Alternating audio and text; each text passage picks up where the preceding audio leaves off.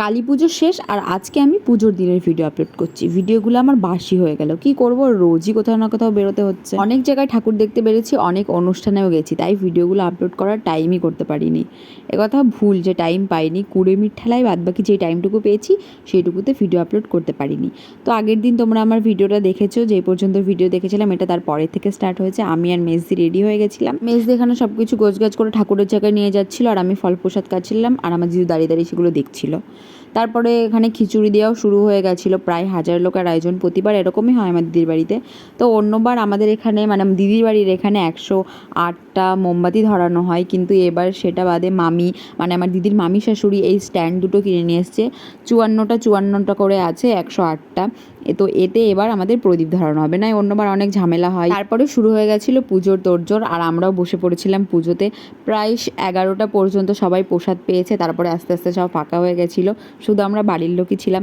এখানে আমরা সব ঠাকুরের সামনে বসেছিলাম, মামি, দিদির শাশুড়ি, আর পেছনে সব বাড়ির ছেলেরা বসেছিল, আমার জিজু, দাদারা, মামারা, দিদা সবাই বসেছিল। আর দিদিদের বাড়িতে এরকম হয় না যে একবারে তুমি ঠাকুরমশাই ধরো পুজোতে বসবে আর পরপর সেই সব কিছু করে একদম পুজোটা শেষ করে দেবে 12টা বা 1টার মধ্যে।